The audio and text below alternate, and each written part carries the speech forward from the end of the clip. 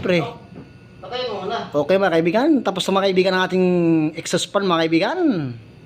Ang ating kaibigan na si GR mga kaibigan, malagkit na ng mantika mga kaibigan.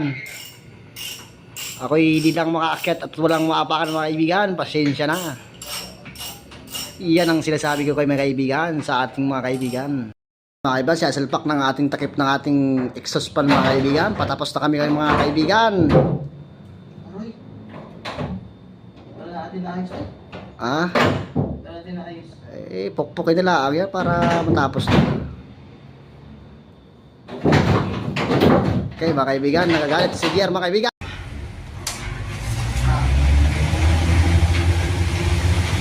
Balik mo. Sige, balik mo dyan. Ano yan? Hindi maabot? Nakita. Okay na, gumagana na. Libreng ulam naman dyan.